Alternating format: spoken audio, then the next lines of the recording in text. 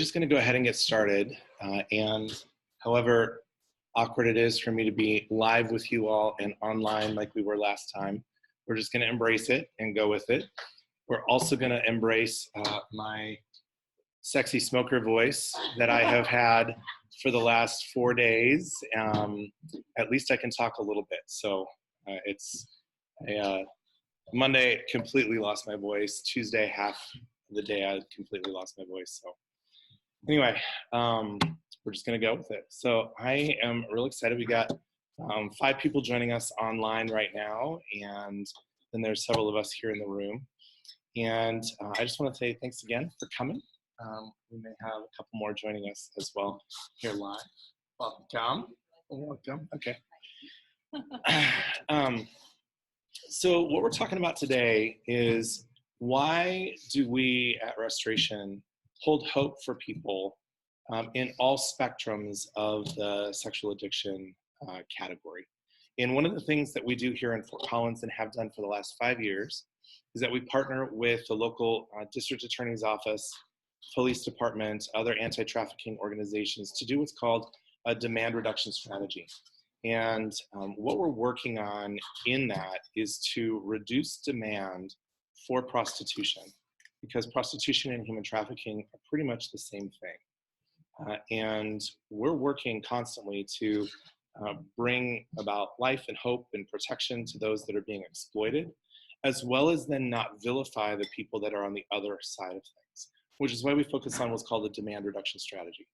So when you're going into the world of anti-trafficking, there is prevention, where we're training and teaching people about the issue itself, as well as teaching younger kids, particularly younger women,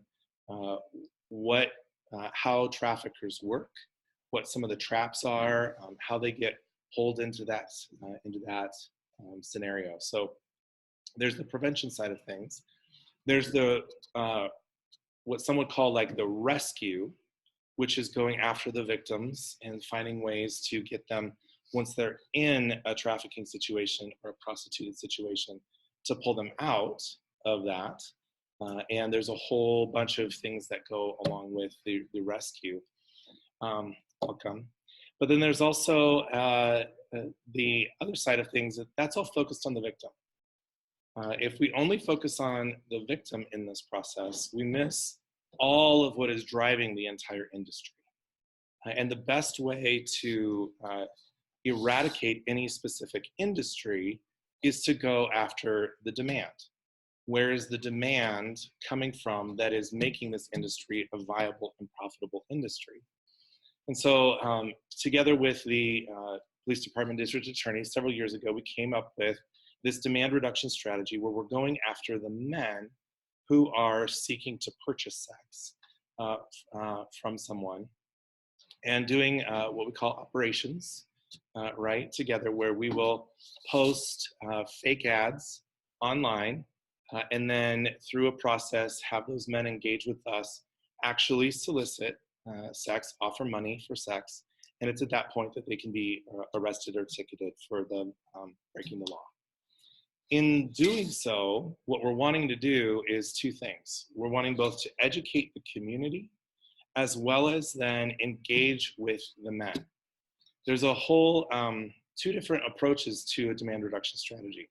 One of them is shame-based, which is where it's punitive, where their pictures are put into the newspaper, where they're trying to develop some level of exposure to the prostitution situation by shaming men for having been involved in the first place. That really goes against what we're about. It might work on some level, but it doesn't work on a restorative level. So what we've wanted to do is go outside of a shame-based situation into a restorative situation, which is why we call our program the First Offender Restoration Initiative. And it's the first time offense. They don't have something else on their record. You can't go through our program a second time. It's only the first time. And then it's focused on restoration. And I want to get into why do we still hold hope that restoration can happen. for these men. So I want to, in some of the front lines that we've done before, we've talked about pornography. We've talked about the epidemic of pornography that is just hitting our world, and it is everywhere. It is, the exposure is extreme, and it does things not only relationally, but emotionally, spiritually, physiologically. Pornography has a huge impact. When we think about the sex industry, pornography and prostitution are on the same spectrum. They might be in different parts of that spectrum, but they are on the same spectrum. And really what we're looking at is that pornography, that the aim of the people who drive pornography is to develop a continuum for the user from first exposure all the way down to continued and increased level of purchases and engagement. And that's really scary when we begin to think about the statistics that most of those that are first exposed to pornography are in their young teens, if not before the age of 10. And that is the aim of the sex industry, is to get children exposed in order then to make a lifelong user. When we begin to think about restoration initiative for those that are on the end of that spectrum, I want us to make sure that we don't forget where the spectrum began. And that's why we have hope for those who are somehow finding themselves making a phone call to solicit sex from someone, and they find a police officer on the other end. And what do we do with them, and how do we treat them, and how do we create an environment that will move them backwards, not just from the event or the offense, but back to a place where they can begin to engage what has brought them there in the first place. So restoration is all about engaging the person as a person and from their story. So online, I am going to just show a couple slides, but then describe them here to those of you that are in the room. So first of all, that's kind of the big why of what we're about and why we are holding this in this way. Because the economics of the industry is driven by demand.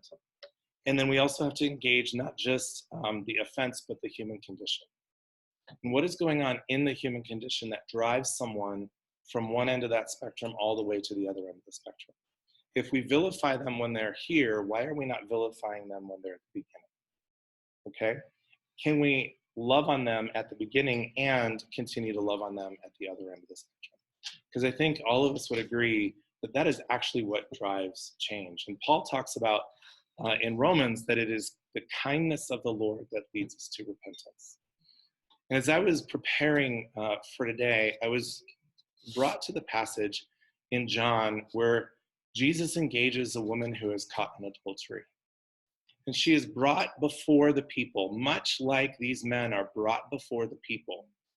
And his engagement with her is one of deep kindness, where what he's asking everyone else who is standing there accusing her to do is to first investigate their own story before they began to cast stones at her.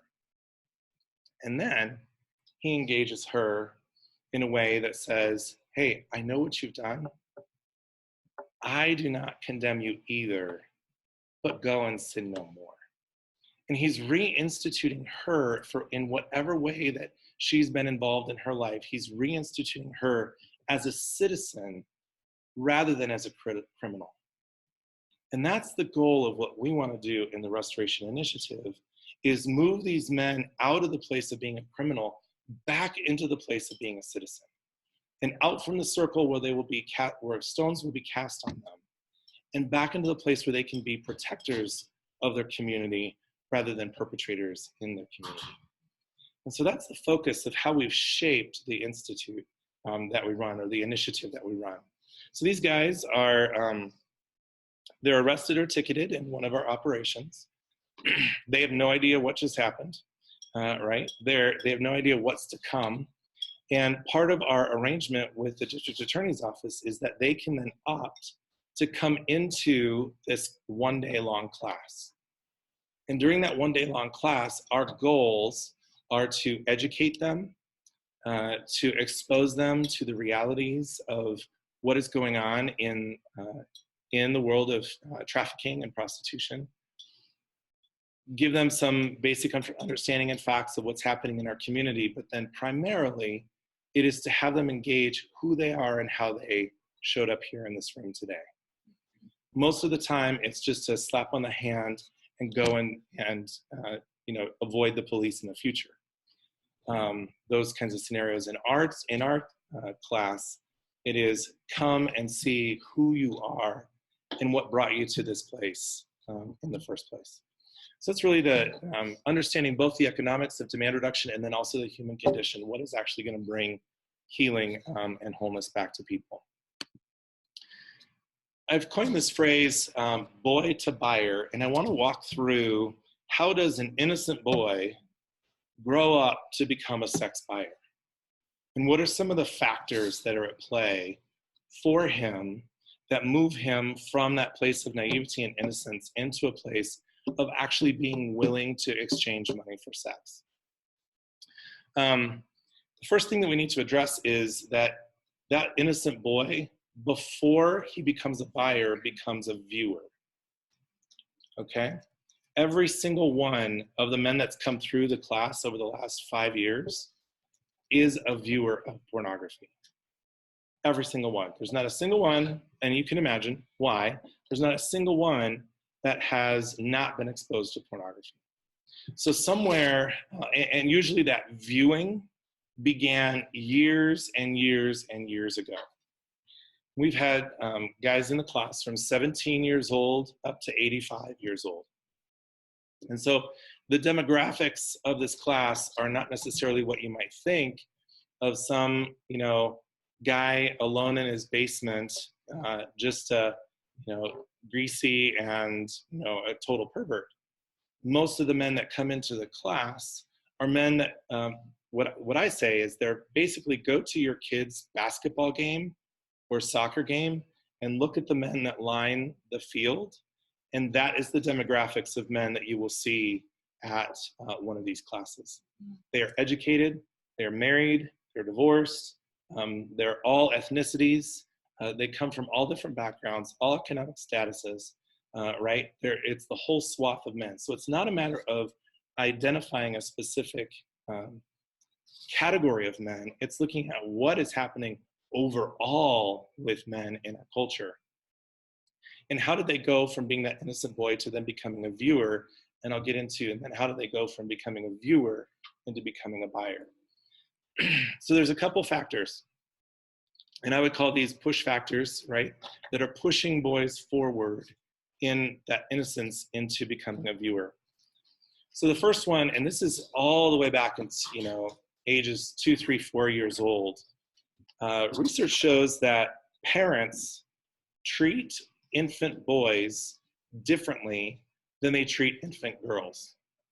So diaper changes are even a little bit more rough for an infant boy than they typically are for a girl. Interesting, isn't it? Yeah. Okay.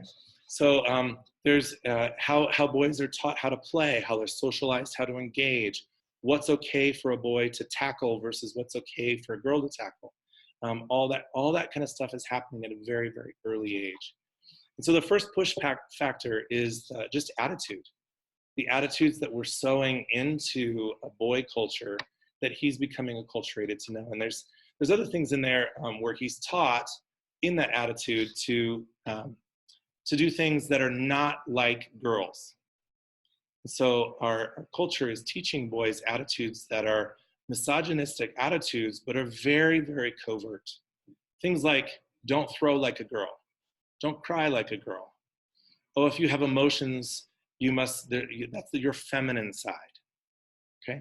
All those things that we begin to tell our boys that are sowing seeds of attitude in them that make them different or other than girls. So already our 3 and 4 and 5-year-olds boys have a sense of the otherness of girls, not the connectedness to them. So that's one of the push factors. Another push factor, especially when we get into the exposure to pornography, is that everybody does it. It has become something that is widely acceptable. Everybody does it.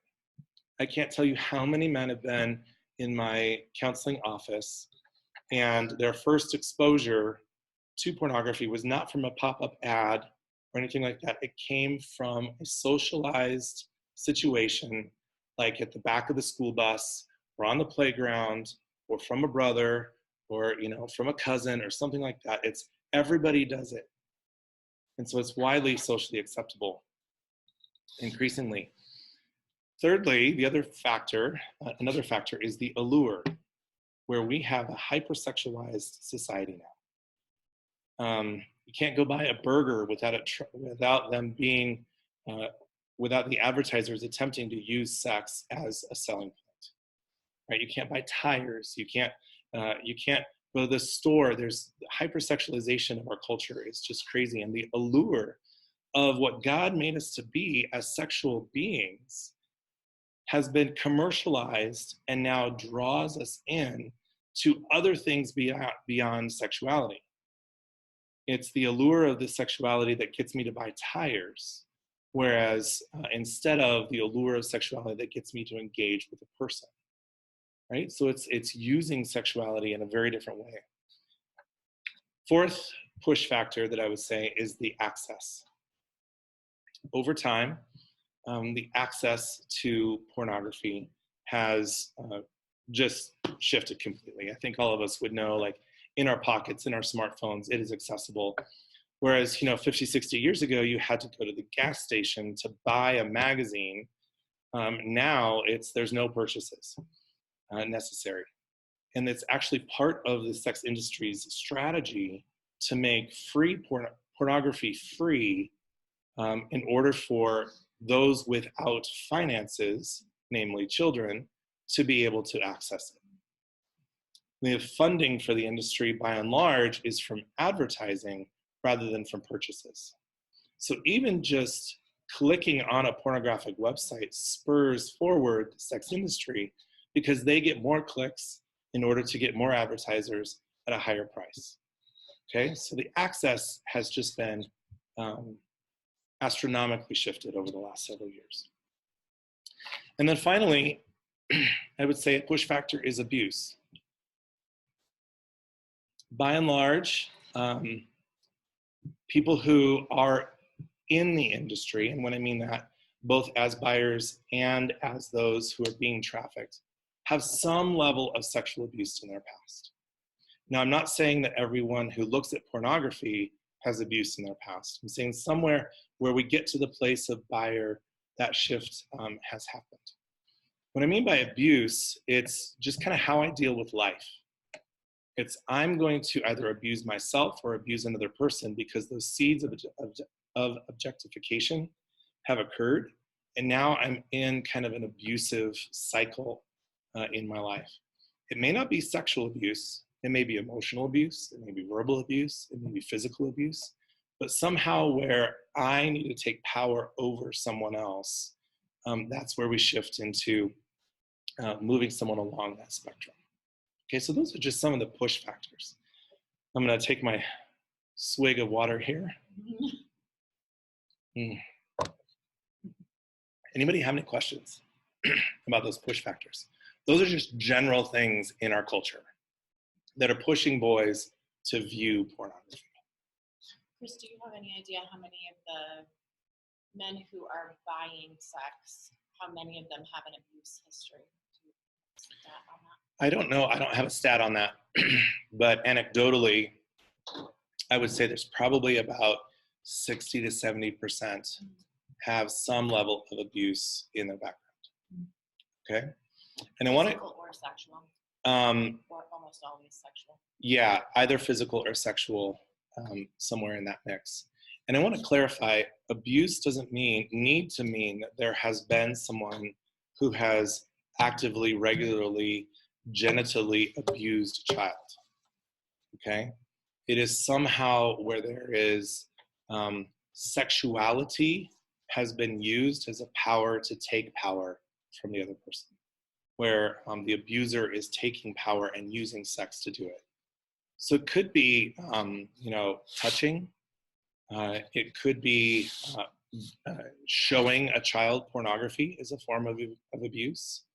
It can of course then be, full-on sexual abuse where there is active sexual abuse happening, but it can be the covert kinds as well. Okay. Those of you that are online, Beth is moderating right now, and so if you want to check the chat, you're welcome to and ask questions that way. You can do that too. All right. One of the things that we need to address and why restoration is part of our hope is that what also is happening is that the boy at some point, because of all those push factors, has some negative emotional experience that he doesn't know what to do with. He's sad, he's angry, he's confused, he's lost, he's abandoned, whatever that may be, okay? He has some negative emotional experience that this sex industry and all the things that I just described provide him with a positive emotional escape, okay? Because we all know sex is designed by God to feel good. It's designed in order to create connection. It is designed in order for us to feel like we are with another person in an intimate space. And so pornography provides the emotional escape for that boy from that negative emotional experience. When he feels and has that exposure, whether it's on the school bus or with a pop-up ad or whatever, he feels all the normal feels that people have when they experience some kind of sexual arousal, and that feels better than what he was feeling before. And so now he knows when I do this, I feel better about my life and my sadness and my anger and whatever, okay?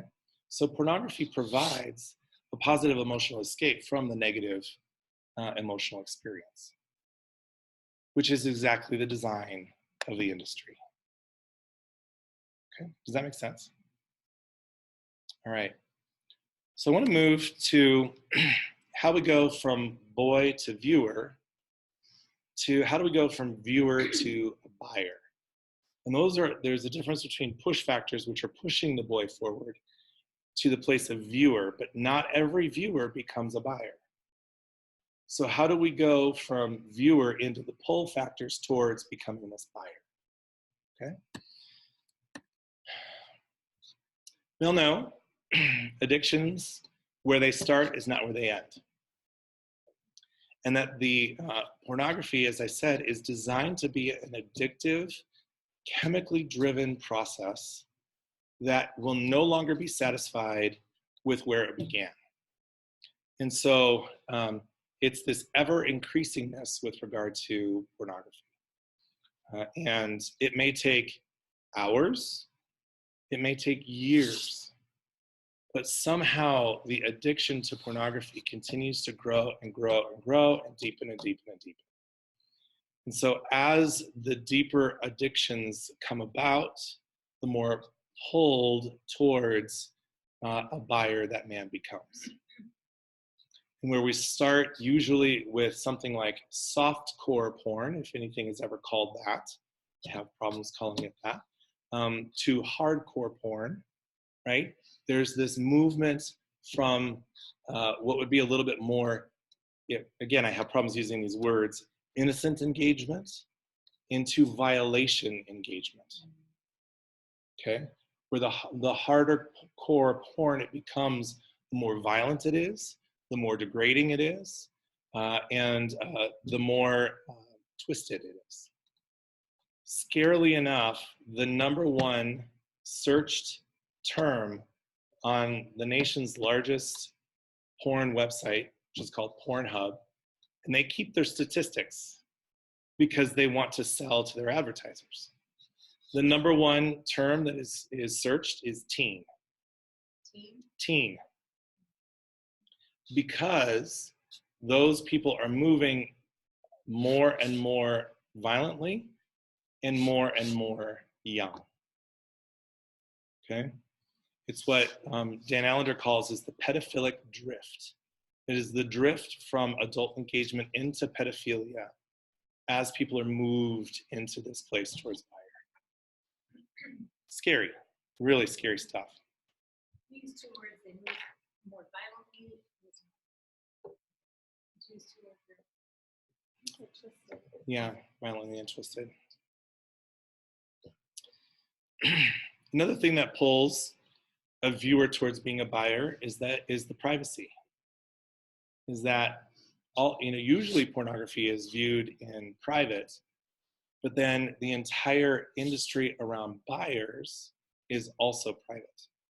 And like we have here in Fort Collins, we do not have a street or a blade or a strip or whatever it's called, where there are people who are actively walking the streets, offering their bodies. We have something that is completely digital. It is all online. And there are many, many, many places in the United States and abroad that are exactly this way. Most sex is sold online. And so the privacy is that no one knows. No one knows when we get to this place in our journey that this person is going to take that step to now make that phone call or to start chatting online or whatever it may be. The privacy, the increased privacy is very different. Back in the day, trafficking has been around for millennia. But back in the day, a guy would go to a brothel and it would be known where the brothel is, and everybody would see you walk into that place. That doesn't exist anymore. It does exist, but most sex is now sold online, so the privacy of it all is another pull factor. Most of these guys have no sense that anybody is actually monitoring their clicks, monitoring where they're going or what they're doing. So privacy is another one. Another pull factor is pleasure. All right, and that is the pleasure is increased as and this is just how brains are designed, right? Is that pleasure is increased with the greater level of engagement. So think about an actual drug like heroin, okay? Pleasure at a little bit of heroin is less than the pleasure of a lot of heroin. Okay, obviously you can step over the line and have an overdose, but the more the drug is used, the more pleasure it brings. It's the same with pornography, and then moves us towards the actual engagement with a person, is that somehow the pleasure of the screen is no longer sufficient. And that I actually need to engage with a person to increase, there's nothing else that I can do with just a screen anymore. I have to actually move into an actual engagement with a person because my pleasure receptors and my pleasure factor has reached its plateau. Somehow the pleasure factor pulls people towards the buyer as well. Fourth pull factor is price. I already mentioned free pornography. You would be astounded at the low price of sex. You would be astounded at what can be purchased for very little money. I think the average of what we've seen here in Fort Collins is, I think it's about $147 per sex act, right? So that already is low enough, but people are offering all kinds of things. People are offering shelter for sex. People are offering drugs for sex. The most curious one is that we recently had was a guy offered the title to his car for sex, right? And it was just an old beat up junker in the back of his house, right? So the low price to buy is also something that draws people towards it. It's really not that costly. It's not going to break the bank. And it can easily go undetected by many spouses and checking accounts and whatever, credit cards, because it's so easy to cover up. Any questions about what are the pull factors that pull someone into the buyer. Are there like different levels, like with the privacy factor in places where, I guess I don't know that any places would be more broader public. Do you see greater levels than when it's private versus public, or do we not? Greater levels of Like purchases? Purchases for one when it's private.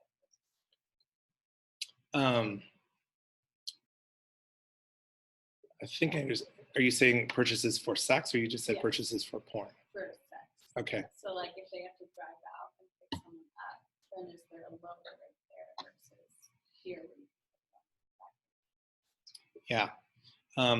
Well, if you're getting it on Backpage or Craigslist, there's something called a call out or a call in. Okay, and that's where you are calling someone into your home to come to your home, or you're going to the place where usually she is. Okay, and I don't know that I can quantify that as a big of a difference, but I do know that it's the digital factor that arrangement has been made without anyone else knowing. That most of these guys, we do these stings in hotels, and no one knows if you're showing up to the hotel because you have a reservation and you're just in town for a conference, or if you're showing up for, for this. So it's that privacy factor that shrouds it.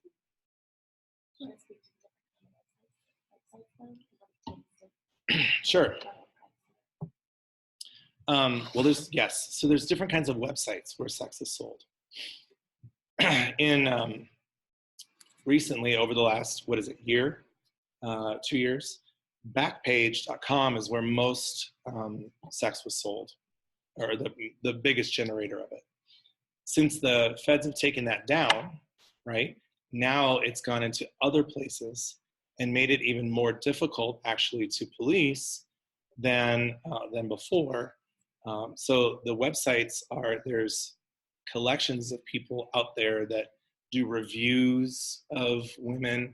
They do all kinds of, hey, if you want to get this, you need to go here. If you want to get this, you need to go here. There's communities that have developed it's not on the dark web necessarily, but it's kind of behind the forum, password protected kind of forums where people become members, join in.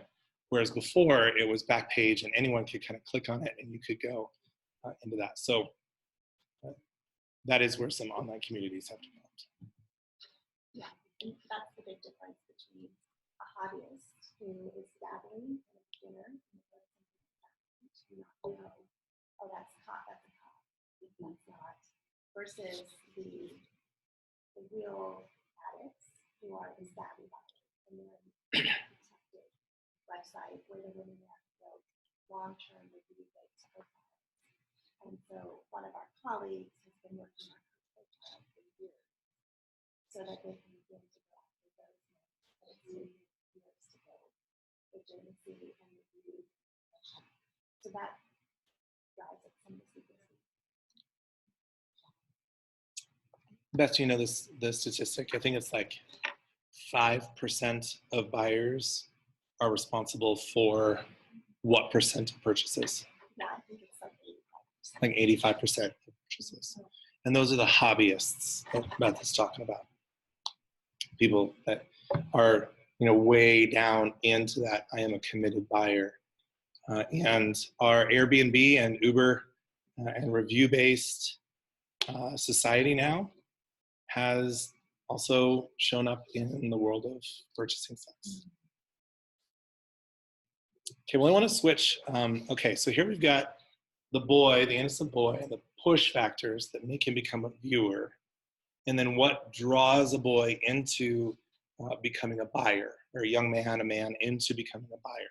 And this is over the course of years. The sex industry is not in a hurry, okay? It's over the course of years. So here, all of a sudden, I have a room full of buyers who have been ticketed or arrested for sex. What do we do with them? I forgot one more, and that is the pull factor is the promise of sex with someone. Probably the biggest factor that survivors talk about is that yes, sex is part of the act, but far more than men want companionship. They want someone to talk to. They want someone to acknowledge them. They want someone to nurture them. There's some factor there, the promise of what that person is going to do for them, which brings us all the way back to that negative emotional experience.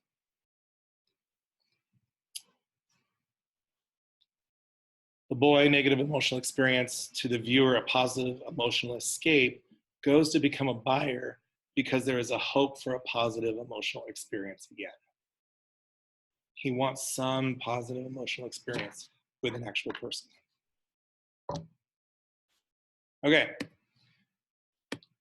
So how do we go, instead from boy to viewer to buyer, how do we go from boy to viewer to protector, or from buyer to protector? What is the process that we go through in our restorative initiative? First thing is we give examples. What I mean by that is just as we want to rehumanize the woman, we want to rehumanize the man. That far too often he has lost himself. He has lost a sense of himself. He's lost a sense of what he's about. He's lost a sense of all those things, and we need to rehumanize him to remind him that the fact that you're in this room right now does not become the definition of who you are. That does not become the definition of who you are. So we want to give examples to rehumanize the women and the men. I'll never forget one of the police officers. He's a guy, and he's usually the one that is actually there making the arrest. And so these men have already had a pretty negative experience with him right at the confrontation. But usually the first thing that he does when he shows up is he says, I am no different from you. I am no different from you. And he goes in to talk about his story a little bit, about how he is now in this place of protector, but how along the way, but by the grace of God, he could have ended up in that seat right now. That is a powerful example for the men to see. We also have a survivor come and share her story of what it has been like for her. That she is not just a piece of meat, but she has a story and a background and desires and hopes, and that she, as a little girl, did not grow up thinking, oh, I want to be a prostitute when I grow up. Just as that little boy did not grow up thinking, oh, I want my only sexual engagement to be via purchase. So we try to give as many examples as possible. Of course, we do some education where we're training them and teaching them how to, what is happening in the world, what is happening with regard to our county and our city. So we usually start with a film that we show that exposes them. It's not a person, but it gives plenty of stories and examples, and then also invites them into a different space rather than having someone speak at them the whole day. And they hear these stories, they learn across time, across the day, what is going on and where these women have come from and how they've gotten there. And then some stories also about men, how they have been arrested and changed. About halfway through the day, we make a shift. It's no longer information delivery. It's no longer giving examples, but we are engaging their own story. What's going on for you? And I will sit there in front of the class and ask them, tell me about what was going on for you the day you picked up the phone to make the call that got you here. What was going on for you that day? What has gone on for you in the previous days? Tell us, work together as a group here. Tell us what your first exposure to pornography was. Tell us about your family of origin. How was sex handled in your family? What are the things, what are the factors that brought you to this place? Okay, what was going on for you in the engagement of their own story? And then finally, we have a segment on emotional IQ.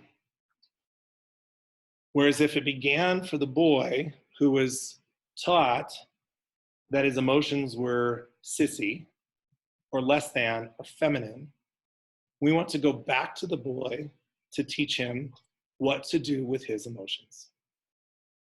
Because his emotions, the negative emotional experience led him to viewing in the first place. I want the men to walk out the door with other options, other ways of engaging their emotional experience. Some of that, and I will ask them to kind of make a commitment. Write down what are 3 things you're going to do differently when you feel the sadness, when you feel the anger, when you feel frustrated that your wife left you and took your child. What are you going to do with that now? Whereas before you took it to pornography and then to violence against women, what are some alternate options? We're trying to train them on a different emotional IQ. At the end of the day, we will talk about, hey, you walked into this room as a perpetrator. We want you to leave this room as a protector. That you are the men on the side of the soccer field. You are voters in our community. You are, workers in our community. You are an important part of who we are. And rather than send you off into some criminal punishment system, we want to reestablish you as a citizen in our community, just like Jesus reestablished the woman as a citizen in hers. Okay? To where we're actually giving them a positive emotional experience. We want them to have a positive emotional experience. Do you get to talk about Jesus? Yeah, unfortunately, I mean, it's interesting. Like, it is a secular space. So I can't and don't overtly talk about Jesus. However, every single class, God comes up. Every single class. By someone in the class. By someone in the class. And there's some engagement with God. There's some engagement with, I need to go back to that. There's some engagement with, I need to talk to my pastor about this. A lot of the guys have already said, yeah, I've re-engaged back in church after this, scenario, something like that. And once that is cracked open, which every single time it is, then it's a conversation about, so what does that do for you? What kind of meaning does that bring to you? How would you like to engage God differently? It's a real fun. It's weird for me to say it's a fun day, but it is a fun day to see that happen. I want to switch over to some results and then open up for questions. So far in the 5 years that we've done this, we've only had one person recommit. One person that we know of that's gone through our program and then has been arrested again. Okay? Now the problem is, when we put one of our ads out, there are, in the hours that we're doing the operation, there are hundreds of responses. Hundreds of responses. And we are only able to engage with and then arrest somewhere between 10 and 20 each time we do it.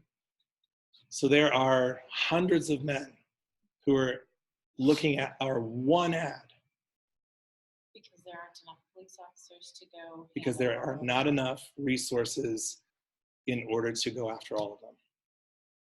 So it's a resource problem on our side. It's not a demand problem on their side. Okay? So we put, 1 or 2 ads up, and if we could follow up on every single one of those, there would be, probably 100, 200 men. The last operation that I was a part of, we had like 5 that were ready to show up and engage, but all the police officers, it's so human resource heavy that the police officers were exhausted. We'd already done so many, we just had to pull the plug. So we don't know. We don't know how many of these guys are re-perpetrating, and we're just not catching them. However, there's only been one that we've caught again. Okay. At the last class, we do a pre-survey and a post-survey to kind of see where are you coming in, what have you learned, what has shifted. On the last post-survey, We asked the participants if they'd like to get involved in the fight against human trafficking, sex trafficking. 42% of them left their email addresses, which up until this point, we've tried to protect their identity. We don't do the survey with put your name at the top or whatever. It's all anonymous. We only use first names because we want to not do the shame thing. We want to make sure that they can reintegrate as a citizen. But 42% of them left their identifying information that they want to be part of anti-trafficking, which is pretty remarkable. Here are a couple of quotes. At the end of one class, there was a female police officer who was part of the sting. She was standing in the back. And as we were talking, summarizing and coming to an end, one of the guys turned around and he said to her, "You are an angel because you saved me from myself that day." That's pretty remarkable. Another guy said, "Today was a wake-up call. I never realized how prostitution affects the human trafficking issue, how it pays these men and women too much, but steals life from the girls." Very informative class. And another one said, "Very informative and humane alternate to punishment. Truly rehabilitation in word and spirit." That to me feels really successful. So that is why we have hope for these guys, that they are on the full end of that spectrum when we think about first exposure and viewing of pornography all the way to the purchase of sex. But when we can rehumanize and re-engage them in their own stories, something begins to shift. And whether they're viewing pornography and they've not yet made that move, or they have made that move, wherever they are on the spectrum, I think it's our calling to continually rehumanize in the same way that Jesus does all the time throughout the scriptures. And that's why we have hope for these guys. So I'm going to pause there and see if there's any questions that you guys have, anything that I've shared. And you guys online, you can pop in with questions too if you have them.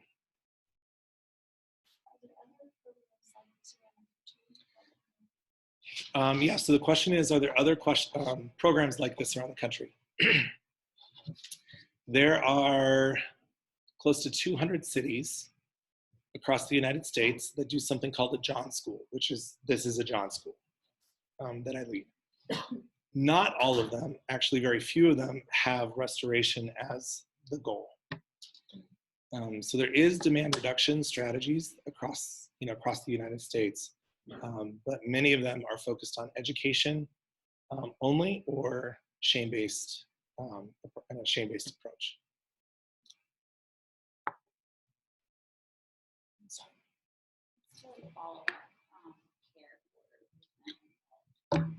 Yeah. Yeah. The requirement from the district attorney's office is that they attend the class. I would love that the requirement was attend the class and then attend, 5, 10 counseling sessions. We're not there yet. Some classes are actually an hour or two a week for 8 weeks or something like that, which may approximate more in the counseling kind of shift. We just don't have the numbers here in our area to do that, or the resources financially to make that plausible.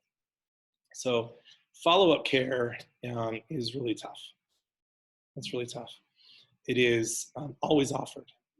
It is always offered. And many of them are in some kind of pastoral counseling relationship or with a counselor, offered counseling through restoration counseling. But to be honest, most of the men are just glad to get out of there at the end of the day. So I think there's a question on there. My heart is so heavy for these men. How can we support what you do, or even possibly get involved? Yeah, my heart is so heavy. What can we do? What can we do to get involved? So there's a couple things. I will always go back to, we have to start at the beginning. We have to be aware of what we are doing and what messages and seeds we are planting in the hearts of our boys. And I want to clarify, like, I talk about boys as the buyers and women as the victims.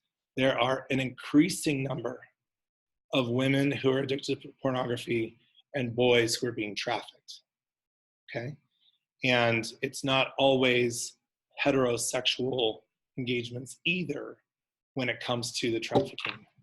So I just want to be clear, just in statistics and generalities, that's why I'm saying it that way. So the first thing that we need to do is attend to our boys and attend to our girls. Make sure that we are messaging correctly.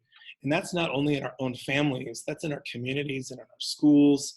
And I think that if we develop emotional IQ conversations in our schools, in our families, that will go a long way.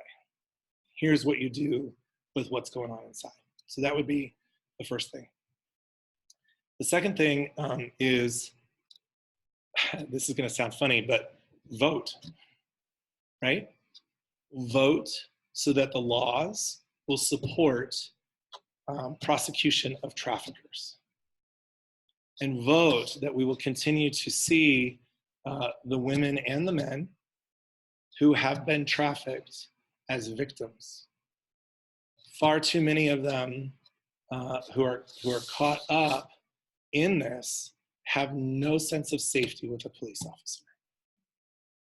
And it usually takes somewhere between 5 and 15 contacts with someone who is being trafficked in order for them to feel safe enough to say, I'm being trafficked, I need help.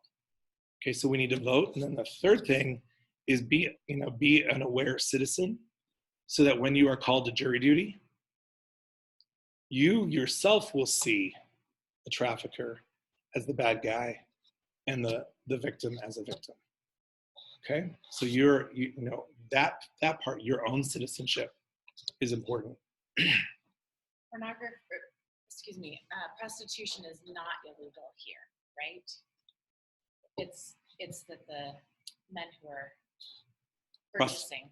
Prostitution is illegal here. It is. Yes. For Here as in, like in Colorado. Yeah. So it's illegal for the girl who is offering herself to do that. And you're talking about us voting in the way that we say the purchaser I'm saying, should be yeah, prosecuted, but not the girl who is offering her services. what ends up happening is that, yes, prostitution is illegal. And I think personally, this is my own opinion, it should remain illegal. Okay. However, can we begin to see her not as a criminal first, but as a victim first? And that she may have done things along the way that are breaking the laws, but how did she get there in the first place? And then if we can see her and come along as an advocate of the victim and develop some pathway of healing for her, that I think is going to be far better than to just prosecute her as a criminal who's broken the law. Because what ends up happening is that she then gets a rap sheet and she has a record. So when she does want to, and finally is able to break away from the brainwashing of what it means to be in this situation, she can't get employment, she can't get aid, she can't get any of the things that she needs. She can't get education because she has a criminal record. And so if we can see her more as the victim than as a criminal, I think that is a huge shift in helping. Are the police actually going after the people who are being trafficked legally, or are they really just going after the buyers? sometimes they do. Yeah, they do both. In order to get. Oh, okay. So the goal is not to arrest and charge, but to get cooperating in That makes sense. identifying. Okay. Yeah, because if what she's doing is not illegal, then they can't use her to get them. Right? Does that make sense? Like they can't say, you need to identify him, They otherwise. have no cause to even think about it. Right. Yes. Okay. And when Chris talks about laws, there is a big conversation happening among the pro-sex worker movement, even with some survivors who want to legalize prostitution. But the fear in that, another side of with survivors is it allows traffickers to go to do what they're doing without fear, without any consequences. So it's actually, it does more harm to victims. Yeah. So police need a reason to pick them up, even if they have no intent of ever charging. On the way over here, there was a story on NPR about that exact thing. So I was interested to hear, because I know there are both sides. And so it's like, in your work, I was curious to see what your stops were. I was assuming it was keeping it criminalized. But it's just interesting to see, and I wonder how many people, because it seems like a lot of people who are advocating for it to become legal are more in the like, we want to do this, but I was like, how many people are actually in that camp of like, this is legitimate work, this is what we're choosing to do. I was like, there's that, but it doesn't seem like that's the majority of people who are involved in this. Yeah. Yeah, the number of women who are wanting to be prostitutes is extremely small but loud. And the number of women who are victims of being prostituted are enormous. So, yes.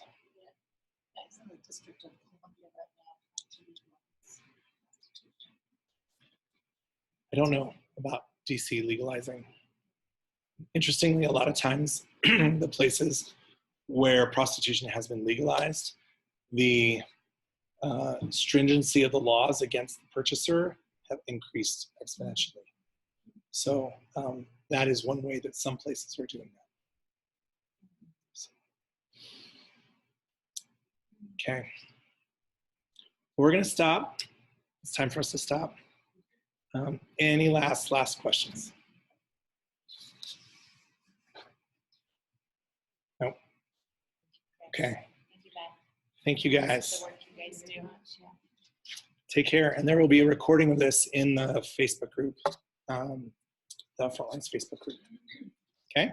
Thanks for hosting. Yeah. See you all. Bye-bye.